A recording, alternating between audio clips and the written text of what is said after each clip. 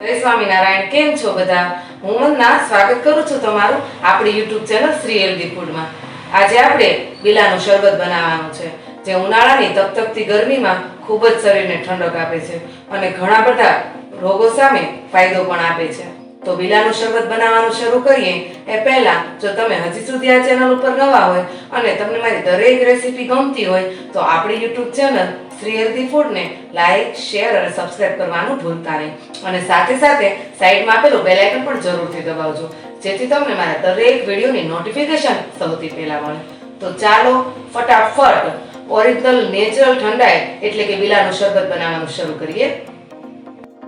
આજે આપણે બીલાનું શરબત બનાવવાનું છે, જે ઉનાળાની તપતપતી ગરમીમાં શરીરને ખૂબ જ ઠંડક આપે છે.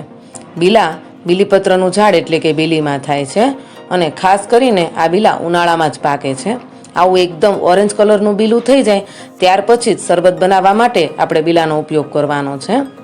અને બીલાની ઉપરની ચામડી ખૂબ જ કડક હોય છે, તો કોઈ પણ વજનદાર વસ્તુથી તેને તોડવું પડે છે.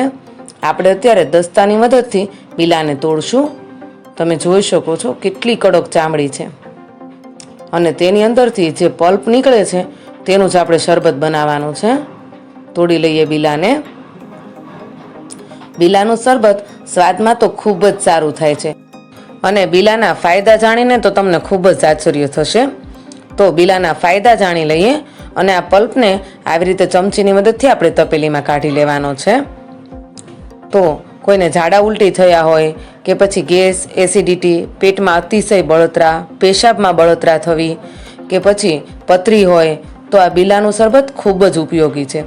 તો ઉનાળામાં તો જરૂરથી આ ઠંડાઈ પીવાનું રાખજો. આજે આપણે નેચરલ ઠંડાઈ બનાવવાની છે, તો બધા જ બીલાનો આવી રીતે આપણે પલ્પ કાઢી લીધો છે અને આવી રીતે ચમચીની મદદથી જ આ પલ્પને આપણે ખાપી લેવાનો છે. પાણી એડ કરશું તપેલીની અંદર. આમાં આપણે બ્લેન્ડર નથી કરવાનું, કેમ કે આમાં જે બિયા આવે છે તે ખૂબ જ કડક આવે છે અને જો તે બિયા બ્લેન્ડરથી ભાંગી જશે તો શરબત આપણું કડવું થશે. તમે જોઈ શકો છો આવા બિયા હોય છે બીલાની અંદર. હાથની મદદથી આપણે આ પલ્પને એકદમ મચકોળી લેવાનો છે. તમે જોઈ શકો છો એકદમ ઘાટો એવો આપણો પલ્પ તૈયાર થઈ ગયો છે. હવે એક ચાળણીની મદદથી આપણે આ પલ્પને ગાળી લેવાનો છે. આવી રીતે આપણે પલ્પને ગાળી લેવાનો છે.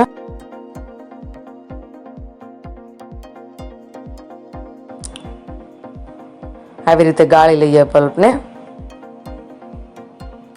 ચમચાની મદદથી બરાબર રીતે આ પલ્પને આપણે ગાળી લેવાનો છે.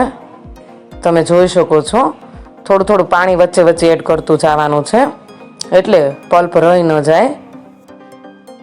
થોડું પાણી એડ કરશું.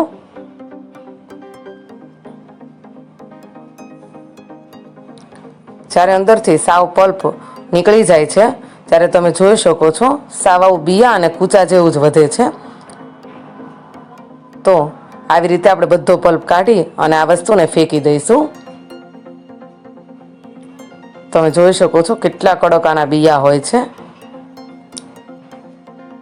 બધા જ પલ્પને આવી રીતે ગાળી લેવાનું છે.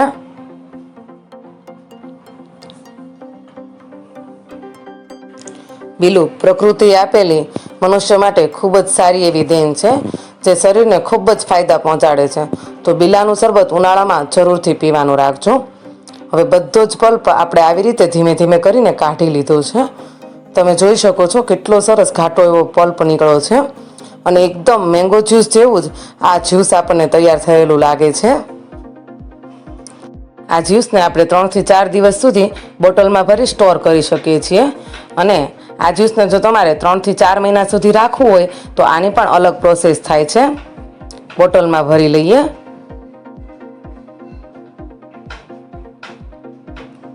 એકદમ કેરીનો રસ ભરતા હોઈએ એવી જ ફિલિંગ આવે છે આપણને અને આની સ્મેલ પણ એકદમ સરસ હોય છે. તો આ ઉતાસણી ઉપર આવી નેચરલ ઠંડાઈ પીવાનું જરૂરથી રાખજો. પેક કરીને મૂકી દઈએ બોટલને. હવે તપેલીની અંદર આપણે 2 થી 3 ચમચી જેટલો પલ્પ વધાર્યો છે શરબત બનાવવા માટે. તો શરબત બનાવવા માટે 2 થી 3 ચમચી પલ્પ છે, તેની અંદર આપણે 1 ગ્લાસ જેટલું પાણી એડ કરવાનું છે. મિક્સ કરી લઈએ બધી વસ્તુને અને આ શરબતને વધુ ગુણકારી બનાવવા આપણે આની અંદર સાકર નાખવાની છે, ખાંડનો ઉપયોગ નથી કરવાનો. તો 1 ગ્લાસ જેટલું શરબત છે તો અહીંયા આપણે 2 ચમચી જેટલી સાકરને આવી રીતે ખાંડી લીધી છે. તો 2 ચમચી સાકર એડ કરશું. ચપટી જેટલો સંચળ પાવડર એડ કરવાનો છે, જેનાથી શરબતનો સ્વાદ ખૂબ જ સારો આવશે.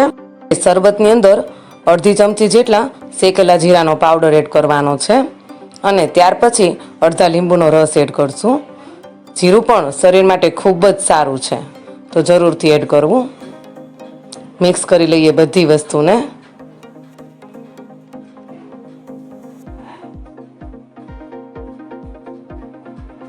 તમે જોઈ શકો છો કેટલું સરસ આપણું શરબત લાગી રહ્યું છે. ચાલો ફટાફટ સર્વ કરી દઈએ. તો 1 ગ્લાસની અંદર થોડા ફુદીનાના પત્તા એડ કરવાના છે. ફુદીનો પણ ઉનાળામાં ખૂબ જ શરીર માટે ઠંડક આપે છે. બરફના ટુકડા એડ કરશું. ત્યારબાદ તૈયાર કરેલું શરબત એડ કરવાનું છે. જો તાજ પીવાનું મન થઈ જાય અને આવી નેચરલ ઠંડાઈ તમને ક્યાંય નહીં મળે, તો જરૂરથી આ કુદરતે આપેલી નેચરલ ઠંડાઈ પીવાનું રાખજો. ઉતાસણી ઉપર સ્પેશિયલ એવું આ બીલાનું શરબત બનાવવાનું રાખજો. મિક્સ કરી લઈએ. જો તમને મારી આ બીલાના શરબતની રેસીપી ગમી હોય, એટલે કે નેચરલ ઠંડાઈની રેસીપી ગમી હોય, તો આપણી યુટ્યુબ ચેનલ શ્રી હેલ્ધી ફૂડને લાઇક, શેર અને સબસ્ક્રાઈબ કરવાનું ભૂલતા નહીં. અને હા, બેલ આઇકન પણ જરૂરથી દબાવજો. તો ફરી મળીએ આવા ને આવા નવા વિડીયો, નવી રેસીપી સાથે. જય સ્વામિનારાયણ.